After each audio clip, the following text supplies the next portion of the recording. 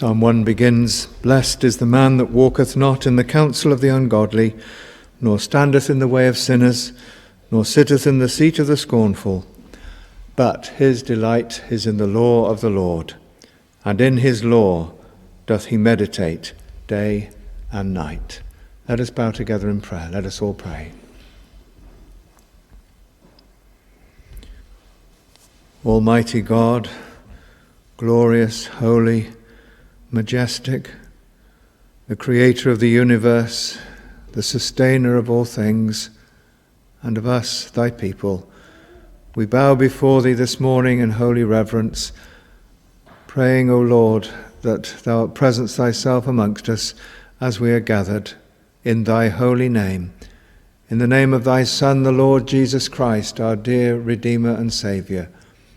We thank thee for him who came from heaven's glory to this earth of sin and came to redeem us from our sins, cleansing us from those sins and all unrighteousness, and granting us that release from the guilt and from the awfulness of living as sinners in this world, and granting us eternal life, bringing us new life in himself. O Lord God, we worship thee. We praise thee, Father, Son, and Holy Spirit, that we are gathered this morning for worship. We thank thee for the Lord's day. We thank thee for the blessings of the Lord's house. We thank thee for the joy of seeing each other as the Lord's people, and praise thee that together as a company we may bring praise and adoration and glory to thee, the living God. And Lord, we come as those who need to be prepared to worship. We ask, O Lord, that thou pardon and forgive us our sins, cleanse us from our sins by the blood of Christ, that we may be truly ready to offer the praise and worship of our hearts in this place, for the glory of our Saviour, Jesus Christ, in whose name we pray. Amen. And to sing to God's praise our first hymn, number 746. Blessed is he who loves God's precepts, who from sin restrains his feet, he who will not stand with sinners, he who shuns the scorner's seat. The hymn 746.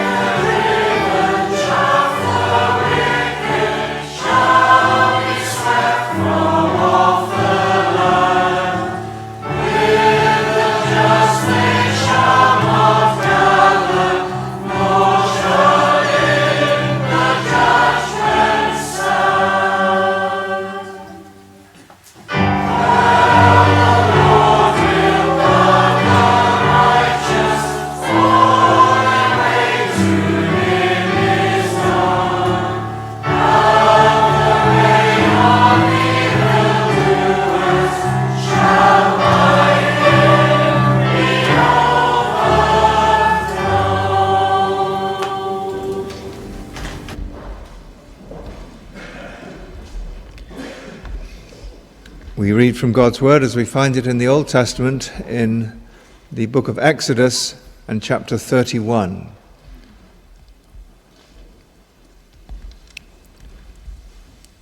Exodus chapter 31, we begin at the first verse and read the whole chapter.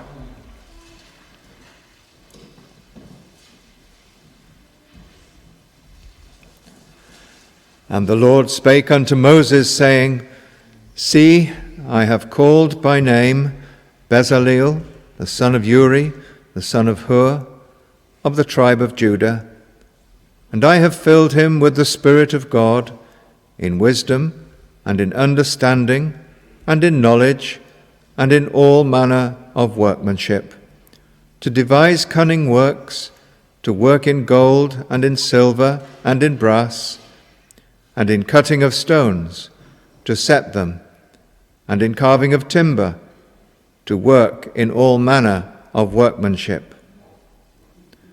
And I, behold, I have given with him Aholiab, the son of Ahisamach, of the tribe of Dan. And in the hearts of all that are wise-hearted I have put wisdom, that they may make all that I have commanded thee, the tabernacle of the congregation, and the ark of the testimony, and the mercy seat that is thereupon, and all the furniture of the tabernacle, and the table and his furniture, and the pure candlestick with all his furniture, and the altar of incense, and the altar of burnt offering with all his furniture, and the laver and his foot, and the cloths of service, and the holy garments for Aaron the priest, and the garments of his sons to minister in the priest's office, and the anointing oil, and sweet incense for the holy place, according to all that I have commanded thee, shall they do. And the Lord spake unto Moses, saying, Speak thou also unto the children of Israel, saying, Verily, my Sabbaths ye shall keep. For it is a sign between me and you throughout your generations, that ye may know that I am the Lord that doth sanctify you. Ye shall keep the Sabbath, therefore, for it is holy unto you. Every one that defileth it shall surely be put to death. For whosoever doeth any work therein, that soul shall be cut off from among his people. 6 days may work be done, but in the seventh is the Sabbath of rest, holy to the Lord. Whosoever doeth any work in the Sabbath day, he shall surely be put to death. Wherefore the children of Israel shall keep the Sabbath, to observe the Sabbath throughout their generations, for a perpetual covenant. It is a sign between me and the children of Israel forever. For in 6 days the Lord made heaven and earth, and on the seventh day he rested and was refreshed. And he gave unto Moses, when he had made an end of communing with him upon Mount Sinai, 2 tables of testimony, tables of stone, written with the finger of God. Amen. And to sing to God's praise, hymn 757. O Lord, I would delight in thee, and on thy care depend. To thee in every trouble flee, my best, my only friend. Hymn 757. Amen.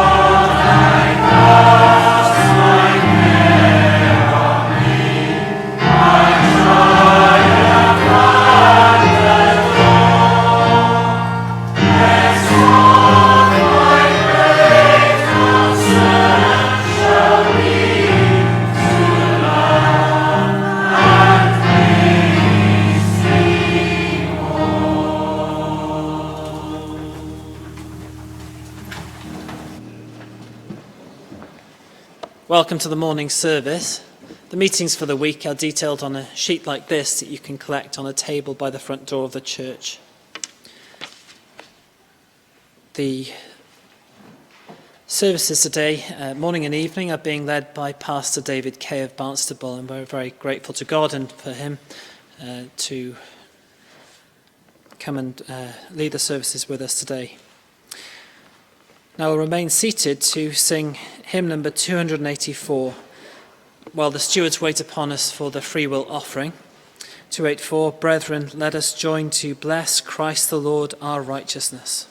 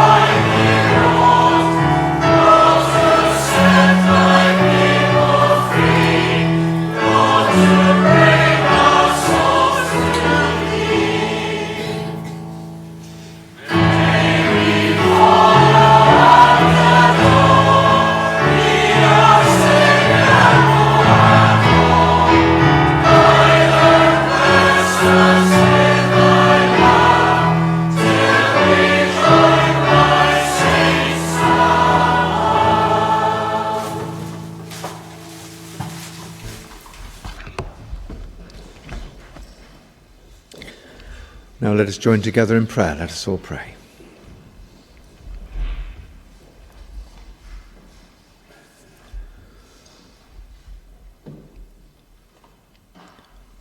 Almighty God, we bow before thee, continuing to praise thee and to bless thee for thy great name, for thy great work of salvation, for thy great work of creation. We thank thee, Lord God, that thou art the same yesterday and today and forever in the person of thy Son, Jesus Christ. And we are glad to be here this morning, to presence ourselves here amongst the assembly of thy people. To be glad, O Lord, that thou hast called us on this first day of the week, on this blessed Sabbath day, to come and worship our God. Lord, we come with thanksgiving in our hearts, for thou hast blessed us in so many ways. Thou hast given us our food and our clothing. Thou hast given us friends and family, brothers and sisters in Christ, this place in which to worship. Thou hast given us, O God, the means to obtain what we need. And as we give thanks, O Lord, for all thy mercies and blessings to us, we bring to thee ourselves as an offering and a sacrifice today. And as we have brought our offerings to thee for the work of the gospel here, we pray, O Lord, that thou bless and sanctify their use for the cause of the kingdom of Jesus Christ in these days. We bless thee, O Lord, that thou hast called us by grace to serve thee, the living God. We recognize, O Lord, that everything we have is from thee, and we acknowledge, dear Lord, that without thee we are nothing. Thou hast taken us, O Lord, from the miry pit and out of the clay, and set our feet upon the rock and established our goings. Thou hast revealed thy Son, Jesus Christ, to us by thy Holy Spirit. Thou hast brought us, O Lord, by thine electing love, to know him, whom to know is life eternal. We praise thee for these things. We are glad this day, O Lord, that we can come and rejoice and be glad in the Lord Jesus Christ, because he is wonderful to us. He is our Saviour, our Redeemer, the one who has loved our souls from the foundation of the world, and in time brought us to faith in him. We thank thee, Lord, for the blessing that is to know our Saviour. And we pray, Lord God, that there may be others who will know him too, even those in our congregation today who have not yet closed with the Lord Jesus Christ, who do not yet know him as their Saviour. O Lord God, we pray that by thy Holy Spirit, moving in that secret and miraculous work, thou wilt bring quickening of hearts today in this place, where, O Lord, there had been resistance, where there had been refusal to believe in Jesus Christ. Lord, grant that now all those defences may be broken down, and that precious souls may be won for thee and brought to the kingdom of Jesus Christ. We praise thee, Lord, that thou hast put us here in this time and in this place for thy purposes, and ask, O Lord, that we might see thy sovereign purposes in everything in our lives. We pray, O Lord, for our nation. We pray for our Queen and her family, and for those in authority over us, that we may give due obedience as thy law requires us to, and thy word requires us. We pray, O Lord, that thou wilt guide and give wisdom to those who are in authority in the parliaments of this land. And pray, O Lord, that good laws may be made that will be in accord and in keeping with thy holy law, and that, Lord, it might be that thou wilt cause people to repeal those bad ones that have enabled people to sin freely in our nation in these days. O Lord, have mercy upon us as a nation. We have known so much of the blessing of God in days gone by, in times when thou didst visit us with revival and brought us to the wonderful state of knowing Jesus Christ in many hundreds and hundreds of people. And the churches around even this city, O Lord, bear testimony to great congregations who worship God having Christ in their hearts. But now, Lord, that is not the same. Many empty seats in this building, many closed places, or been turned into for other uses. O Lord, how sad our state is in these days. And we pray, Lord, for a new moving of thy Holy Spirit in these days to change things and bring people to see their need of Jesus Christ. Lord, have mercy upon us. Lord, show us thy ways. Lord, we pray that thou wilt visit us with mercy and bring salvation to many people under the preaching of thy word. Bless thy ministers today around our nation. We pray, Lord God, for those who have that responsibility to stand and to expound the word of God, to read it and to preach it and to live it, and to call people to serve and love the Lord Jesus, and to call others to repent of their sins and seek the Lord while he may be found. Bless the preaching of thy word, we pray.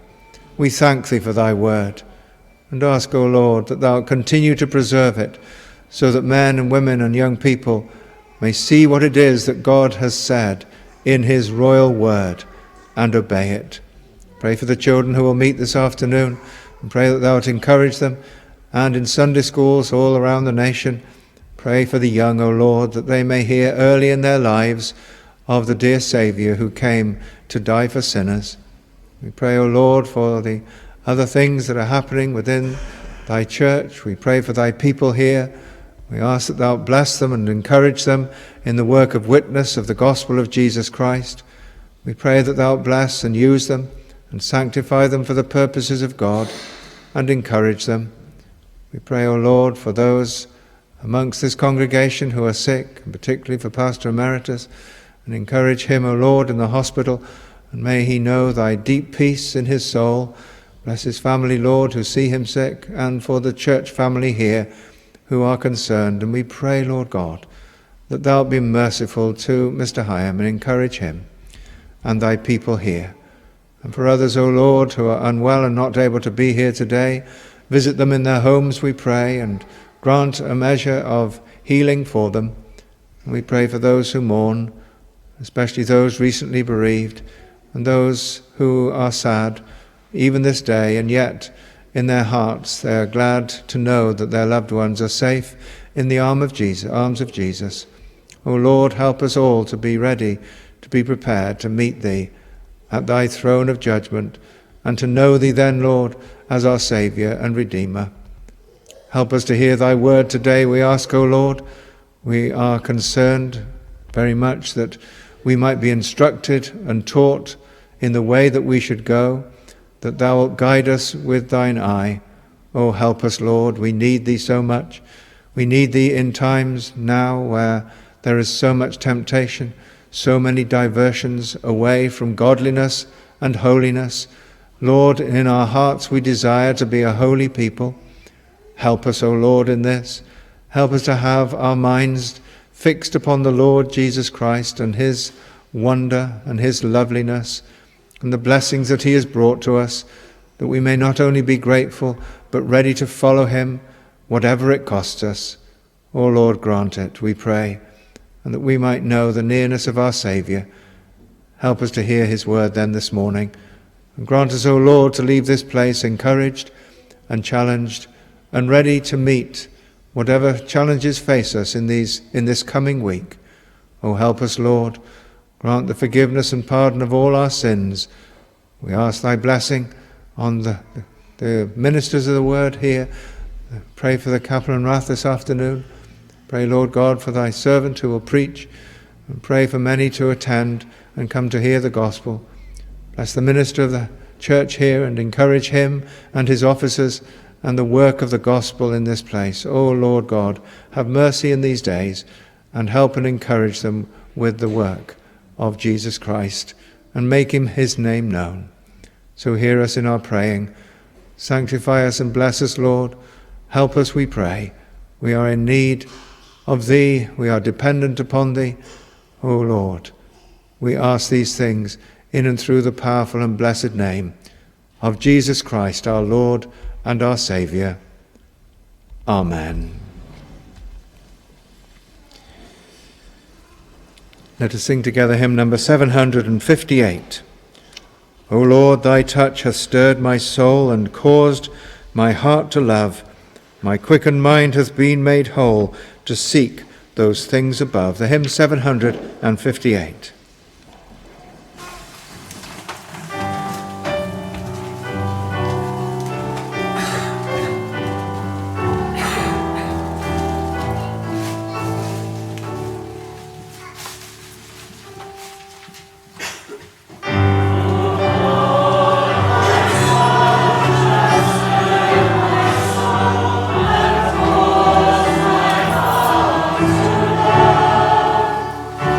Amen.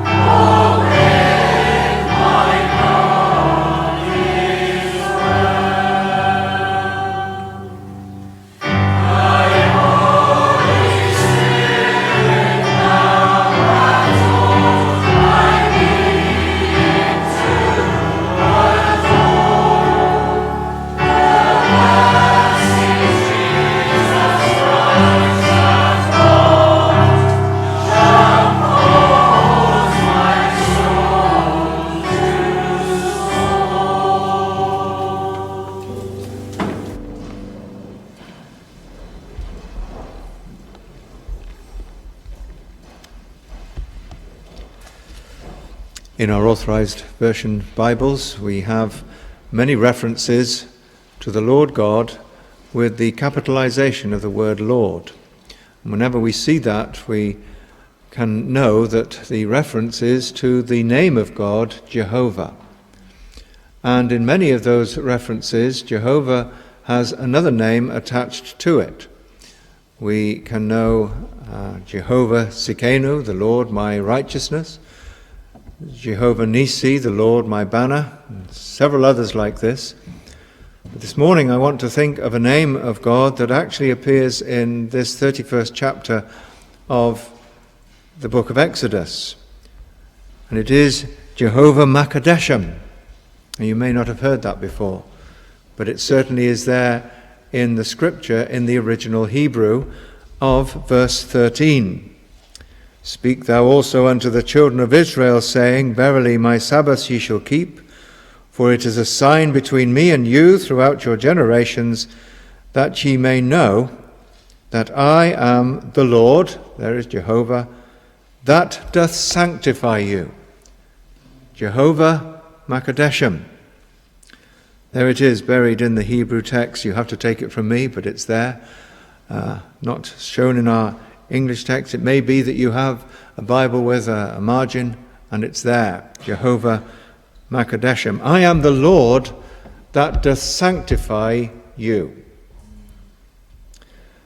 The Lord God himself is the one who sanctifies us. He is our sanctifier. He is the one who sanctifies the believer in him. To sanctify means to set apart for sacred use, to make holy, to purify. The theologian Louis Berkhoff says that sanctification is that gracious and continuous operation of the Holy Spirit by which he does three things. He delivers the justified sinner from the pollution of sin, that is, the one already declared righteous by the blood of Jesus Christ. So he delivers the justified sinner from the pollution of sin. He renews his whole nature in the image of God. And thirdly, enables him or her to do good works. That's what sanctification is about. And verses 12 to 17 here of Exodus 31 amplify the fourth commandment, remember the Sabbath day to keep it holy. We had it read earlier. And then the final verse here of the chapter tells us very simply how the Lord God gave the 2 tablets of stone to Moses. He gave unto Moses, when he had made the end of communing with him upon Mount Sinai, 2 tables of testimony, tables of stone written with the finger of God. I wonder if you imagine Moses going up Mount Sinai with 2 tables of stone, and then he had a hammer and chisel and wrote in what God said. No, he didn't. This scripture says, who wrote the commandments? God himself, with his own finger on tablets of stone. A supernatural event for supernatural things being said to the people of God. A ratification of what God has already written on the hearts of every human being that ever lived. The commandments of God, the law of God, what he requires of us as his created beings.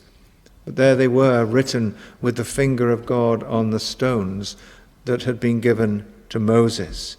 The writing of the 10 Commandments.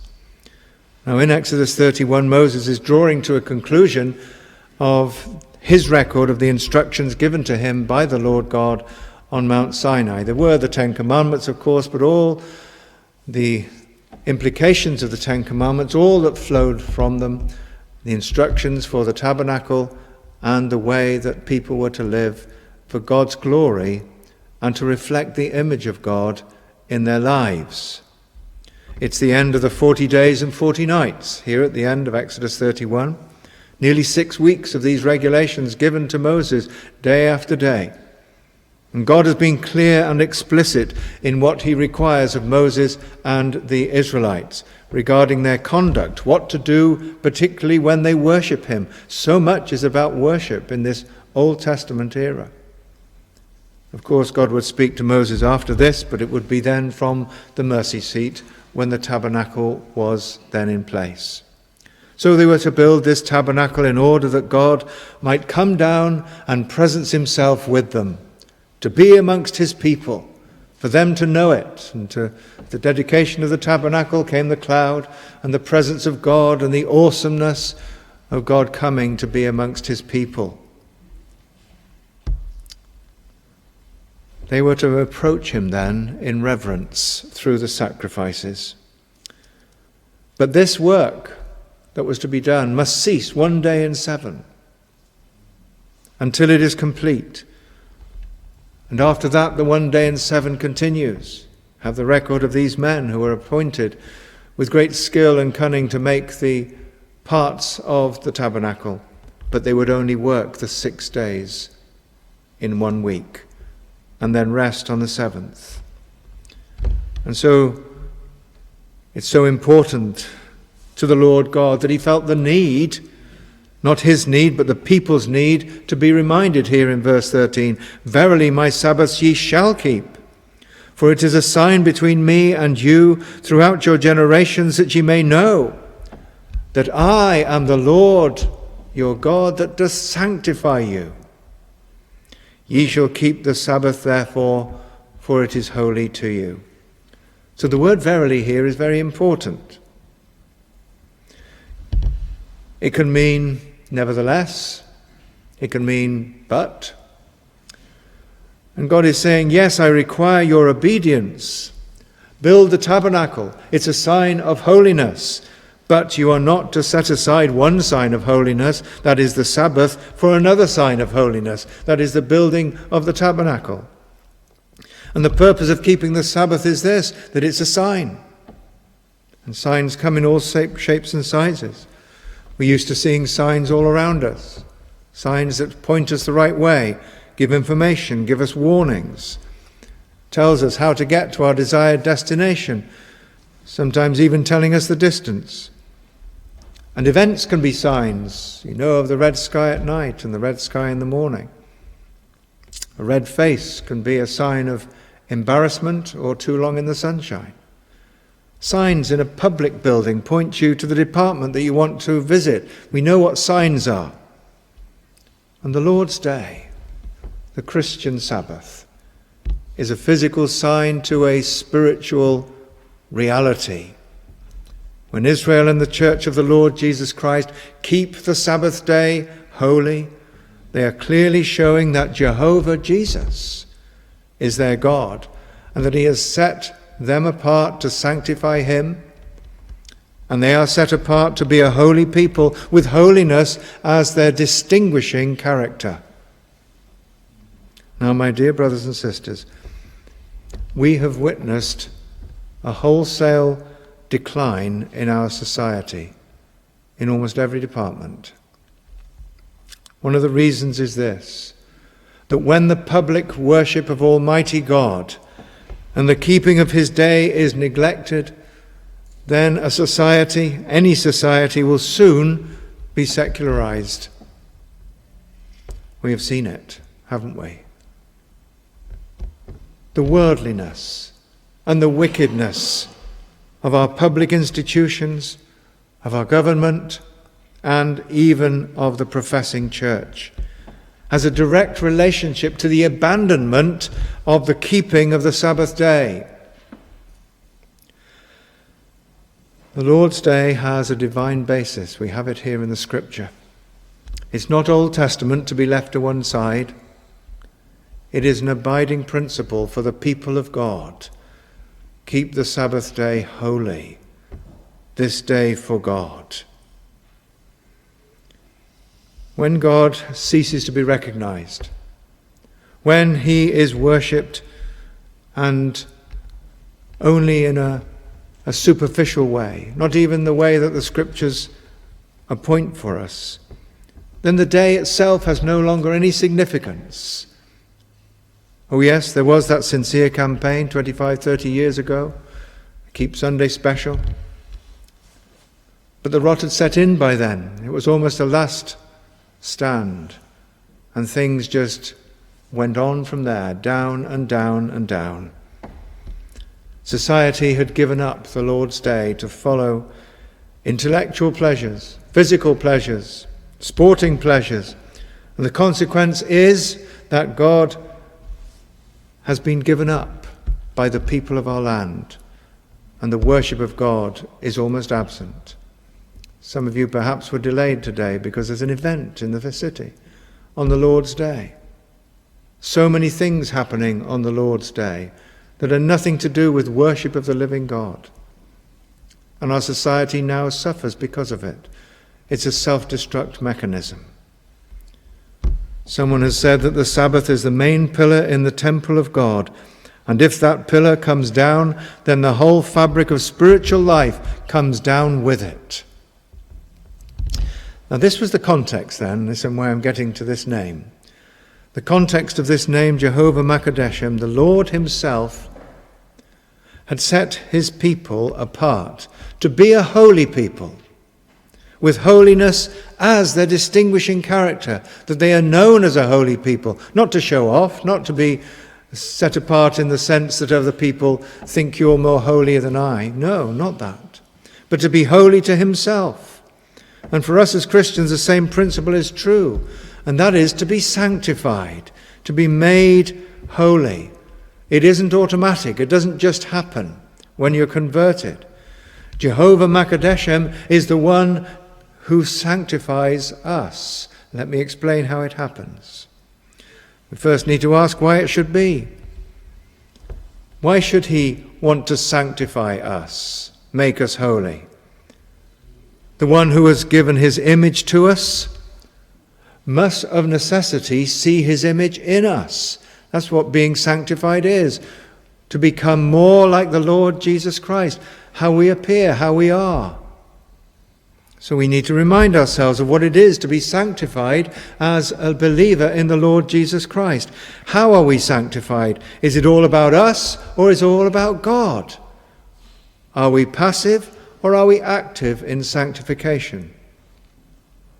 Well, first of all, the Lord sanctifies us through faith. We confess, first of all, that the Lord God, in the person of the Lord Jesus Christ, has saved us. And we have faith in him, that when he died on the cross at Calvary, it was for us personally. And we exercise faith when we do that. We have repented of our sins. We've believed in the Lord Jesus Christ. There is a change in us. We have faith then that when he died on the cross and bore our sins, he was paying the penalty and the punishment for our sins. And that faith then continues to be exercised day after day. And faith helps us in our sanctification because as we exercise faith and trust in the power and in the promises of God from his holy word, we are more able to face up to the trials and the difficulties that inevitably face us in these ordinary lives that we have. And when we sincerely believe that the sovereign Lord God is watching over us, is involved with us, is intimately involved with everything in our lives, and caring for us in every situation, then we can endure sufferings, and we can endure setbacks without undue trouble. And if we can keep that strong trust in our Lord Jesus Christ, then we can endure, if we maintain faith. And Moses gives the lead here in his example. In the New Testament, it speaks of Moses in Hebrews 11. By faith he forsook Egypt, not fearing the wrath of the king, for he endured, as seeing him who is invisible. How did he do that? He kept in mind God's promises to him. And so can we. We have his word. We have the scriptures in front of us today. We have it here, where he says, I will never leave you nor forsake you. Do we believe that? Do we sometimes say, God has forsaken me? God has left me. But he has said, I will never leave you nor forsake you. Our faith also helps us to deal with sinful self-pity. Faith is the shield which protects us from the lies which the devil whispers to us constantly during his campaign to steal our joy, our peace, and our assurance. And God has said in his word in Ephesians chapter 6, above all, take the shield of faith, wherewith ye shall be able to quench all the fiery darts of the wicked. That's how the Lord sanctifies us, by the power of faith given to us to overcome the world. And now this needs to be very practical, because in this day, perhaps more than any other, the world is knocking on our door moment by moment, not even every day, not even every hour, but moment by moment. There is a loud knock of the world saying, be part of me. Don't be separate, don't be different, don't be holy, don't be like Christ. Be like me, be like the world. Do what I do, meld in, be part of me. I want you to be part of me, says the world. It is attracting you all the time. It wants you to compartmentalize your Christian life and say, this is for the Lord's day, for the Sabbath, yes, and that's how I'll be, but the rest of the week, then I'll do as I please, and I'll do what the world says, and I'll be attracted by it. And the Lord sanctifies us when that knocking comes on the doors of our hearts. We're tempted to get involved, tempted to desire the worldly things that seem to be on offer, that we then try to rationalize and say, well, X and Y are doing it, so why not me? And even the subtlety of today's modern church, that are doing all kinds of things that are not in accord with holiness, and saying, we're doing it, why don't you? Why are you so separate? Why are you so different? Why are you trying to be holy? We can be holy, but also have the world. My friend, you can't do that. You mustn't do that. For Christ's sake, you must not do that. For his sake, the Lord Jesus' sake. He wants you to be like him. And what was he? The holy, perfect Son of God. Perfect in every way. Not a shred of worldliness in our Lord Jesus Christ. And when we're tempted to yield to the flattery of the world, then our faith and trust in the Lord God and the plan that he has made for us, it'll hold us secure. We need this faith. And our faith helps us to behave as people who owe a great debt to the Lord Jesus Christ. We look back and we remember our deliverance from sin and from death. And as we thought yesterday, that he has redeemed us, that he has paid the price for us. And we must look back at that in faith and say, Lord, what you've done for me, the wonder of rescuing me from the pit of sin. And you look back at it by faith and say, Lord, you've done that for me. Therefore, my life is going to change. It does change. It wants to change. And when the world comes, faith enables us to say no to the world. Are you saying no to the world, my friend? Or are you compromising? Are you perhaps seeing this preacher as one who is old-fashioned? No. I'm right here in 2016. But I also am finding I have to resist the knocking of the world on my heart. And it is only through faith that we can resist. The Lord Jesus Christ is there for us to sanctify us. Jehovah Makadeshem, Jesus Christ, the one who sanctifies us. And how does he do that? He makes us ashamed of our sinfulness, makes us ashamed of even flirting with the world and giving us a conscience. What's happened to your conscience, my friend, if you are finding the world more attractive than Jesus? You need to get back to him.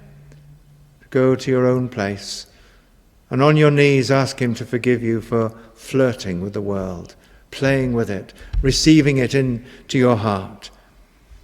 Well, the Lord sanctifies us. He has promised to do that through faith.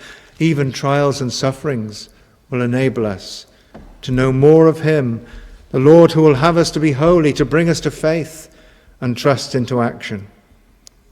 One of the Puritan writers, William Gurnall, wrote this: As God makes use of all the seasons of the year for the harvest, the frost and the cold of the winter, the heat of the summer, so he makes use of fair and foul, of pleasing and unpleasing providences, for promoting our holiness. What did Paul say? He said, I reckon that the sufferings of this present life or time are not worthy to be compared to the glory that shall be revealed in us. And it's faith that God uses to keep us going during our trials and our difficulties. It's faith that God uses to help us. Don't be afraid of trials. They are there for a purpose. If you're going through a trial this morning, then thank God for it. And ask him to show you himself in it. And show you yourself through it, of how he loves you and cares for you. Don't seek to insulate yourself from trials or from difficulties and sufferings. They are used of the Lord to sanctify you, to make you like the Lord Jesus. I wonder how much we know of this work of Jehovah Makadeshem in our lives. So that's one way. A second way that the Lord sanctifies us is through his word, through the scripture. It's by the right use of the word that we have a setting for the path of holiness. We're all familiar with 2 Timothy 3:16. All scripture is given by inspiration of God and is profitable for doctrine, for reproof, for correction, for instruction in righteousness, that the man of God may be perfect, truly furnished unto all good works. And yes, the word of God, the Bible, has the capacity to reprove us in our souls, so that we put whatever is wrong in our lives, put it right. The Bible will correct us, so we modify our conduct. Can you remember the last time when you were reading your Bible and it came to you that something you were doing, something you were believing is wrong, and God is correcting you, and you then say, thank you, Lord, for showing it me, for pointing it out to me. This is that sanctification process, and it is the Lord God by his Holy Spirit through Jehovah Makadeshem who will do that for you. So open your Bibles and read them and ask them, the Holy Spirit, to get the Bible to read you. That's sanctification. The Bible instructs us so that we'll become equipped unto every good work. The Bible's designed to challenge us, each one, and speak to us so that we actually do the work. And so we are there when the work needs to be done in the church context. There's tasks to be done.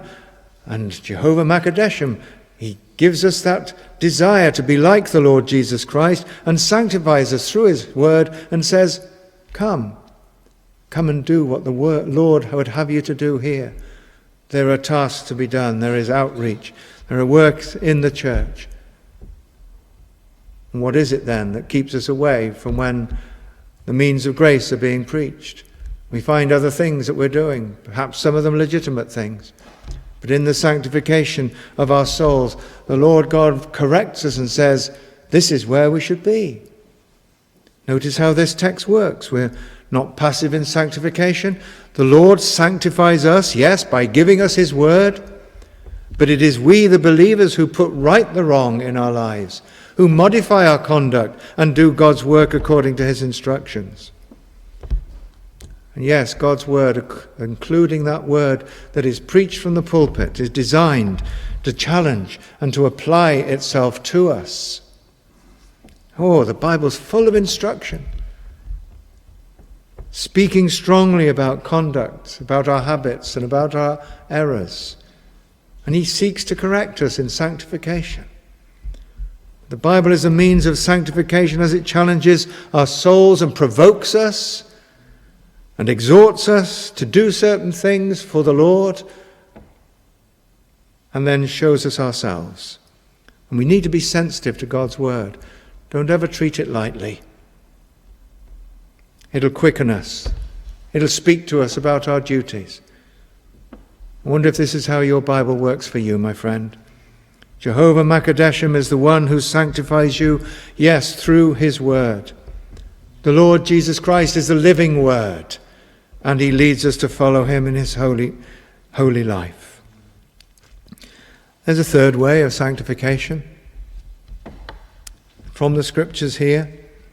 It's the use of vows to the Lord. We don't hear much of that these days. Special acts of commitment and dedication are vital in the life of believers. Definite acts of commitment to sacrifice. Great encouragement to holiness. Sadly, in our Reformed circles, there's been a reaction away from such acts. The main text here teaches that this is true. Romans 12, verse 1 says, I beseech you therefore, brethren, by the mercies of God, that ye present your bodies a living sacrifice, holy, acceptable unto God, which is your reasonable service. What a text that is. Romans 12, verse 1. And Paul calls us to a special self-examination, a special effort to review our Christian lives and our vows that we have made. He uses the language of an act of sacrifice, the language of a specific act at a specific place and time. Now, you may have heard, I'm sure you have heard, of the American Puritan minister Jonathan Edwards, who ministered in New England in the 18th century. And he understood the value of a personal dedication in the process of sanctification in his pursuit for holiness. And from 1720 to 1726, Jonathan Edwards wrote his famous 70 resolutions, which he vowed to read once a week as he sought to monitor his entire life as a Christian against the high standard to which he believed he'd been called by the Lord Jesus Christ and as a minister of the gospel. Now, Edwards himself writes this, and I quote, and I'm not going to quote all 70 vows, don't worry.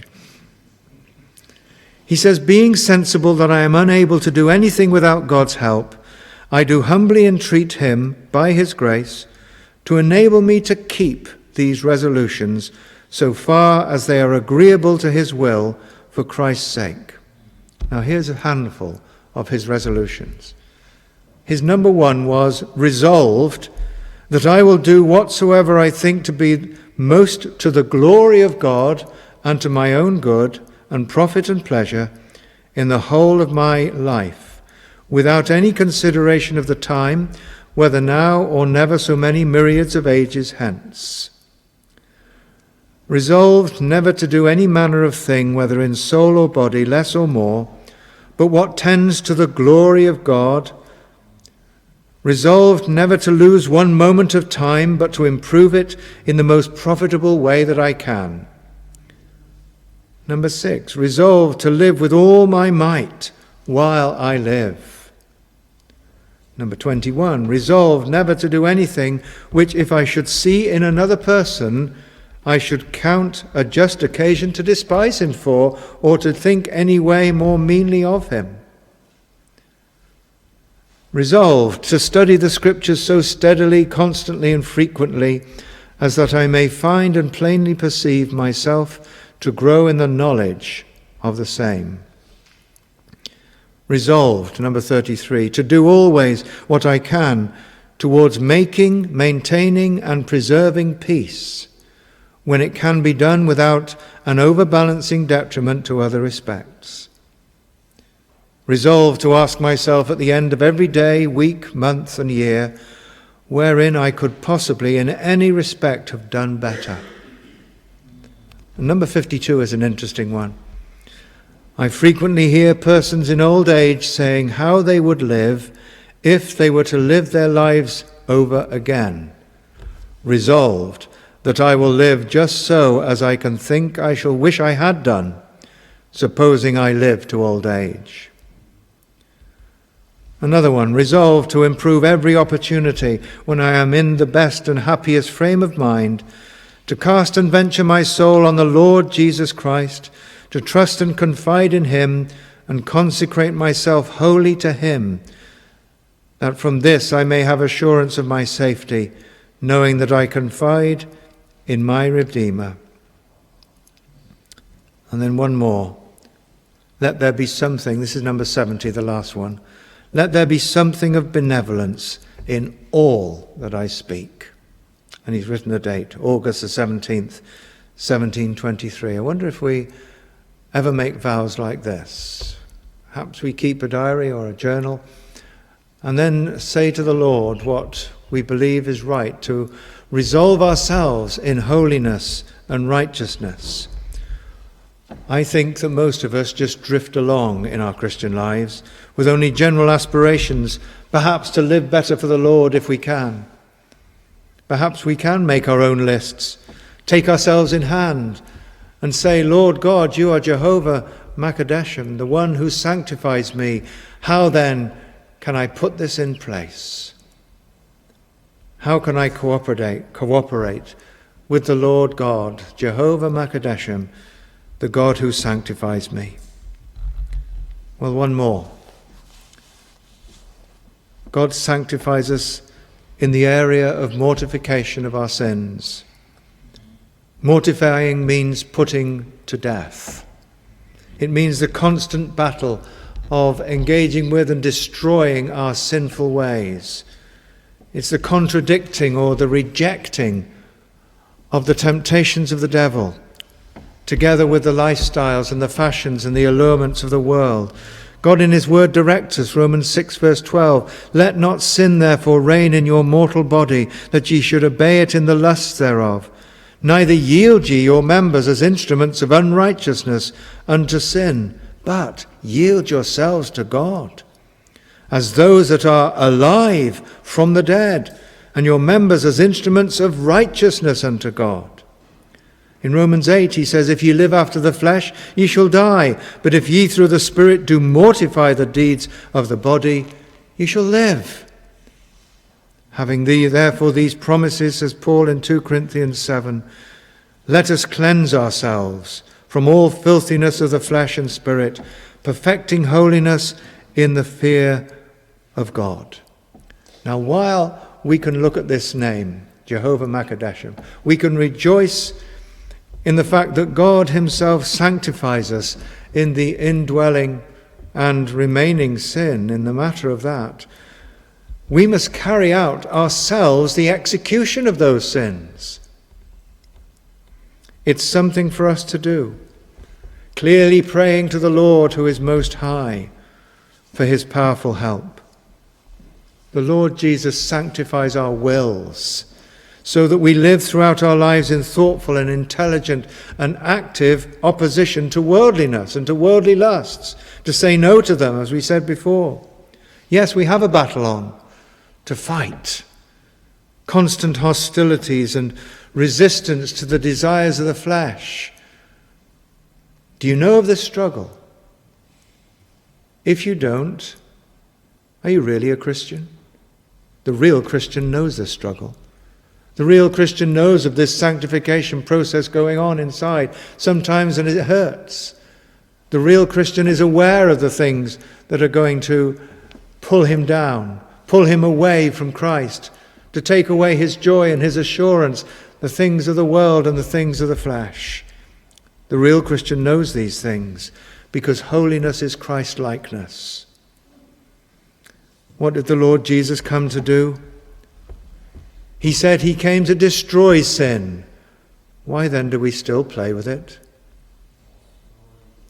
He calls us to do the same, to destroy sin, to join him in his victory. He's already fought the battle for the removal of our sins as he died on the cross. But our task in sanctification, yes, our task in sanctification, is to constantly deal with the lurking sin in our souls, belonging to our old nature. And yet Jehovah Makadeshem is with us by his grace. He doesn't leave us to ourselves. A lovely text in Titus chapter 2. For the grace of God that bringeth salvation hath appeared unto all men, teaching us, here it is, teaching us that denying ungodliness and worldly lusts, we should live soberly, righteously, and godly in this present world. Yes, this present world, 2016 world. Soberly, righteously, and godly, looking for that blessed hope and glorious appearing of the great God and Saviour Jesus Christ. Now we close on this verse. It's the encouragement for us. We have a blessed hope, all of us who believe. First of all, the grace of God penetrates sin's darkness, bringing us salvation. The grace of God that brings salvation hath appeared.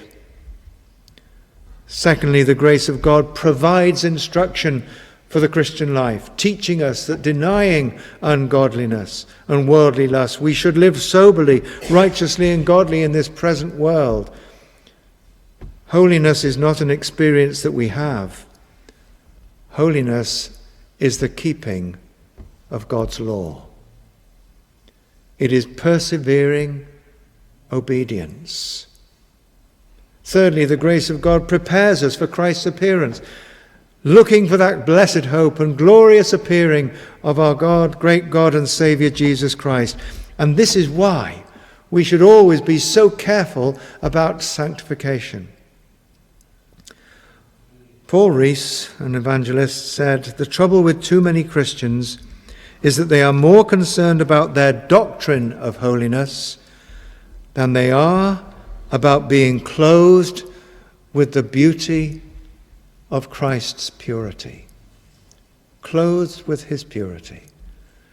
You see, you can have all the doctrines, have all the rules and regulations, all the laws, and yet, unless you're becoming more like Christ, it's all for nothing. That's what we need, to be like Jesus, to be more and more like him. We are looking for his appearance, this text says. What will our appearance be like on that day when we see him? Because the grace of God purifies us for heaven, who gave himself for us, that he might redeem us from all iniquity and purify unto himself a peculiar, a special people, a separated people, zealous of good works. This is the sanctifying work of the Lord Jesus Christ, Jehovah Makadeshem. So what do we know of these processes in our lives? Can this sermon be a shot across the bows for me and for you? As we seek to live for Christ, are we going to be serious about it? Are we really wanting holiness? Really wanting to be like our blessed Lord and Saviour? Are we progressing? Or are we standing still? Or, worse, are we slipping back? Are we making excuses for the things that we do that we think are okay, but they're not? And our consciences tell us they're not? Are we getting involved with things that are not godly and not righteous and not holy? Are we falling back and neglecting our part of sanctification? Christ's part is absolute. Jehovah Makadeshem has undertaken to sanctify us.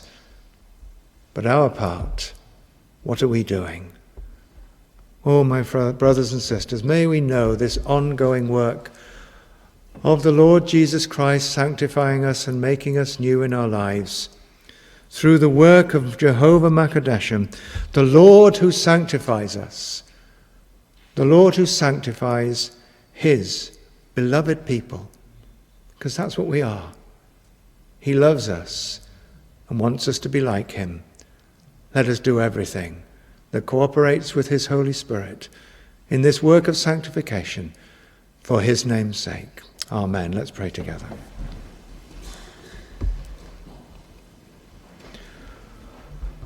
Our Heavenly Father, we pray that thy word may truly be laid upon our hearts this day, that, Lord God, we might know the truth of Jesus Christ, who is Jehovah Makadeshem, who is the Lord who sanctifies us. Help us, O Lord, from our part to cooperate with him, and that we might be like our blessed Lord, Jesus Christ, for his name's sake. Amen. Let us sing together the hymn number 890. Through the night of doubt and sorrow, onward goes the pilgrim band, singing songs of expectation, marching to the promised land, one the object of our journey, one the faith which never tires, one the earnest looking forward, one the hope our God inspires. Soon shall come the great awaking, soon the rending of the tomb. then the scattering of all shadows and the end of toil and gloom. The hymn 890.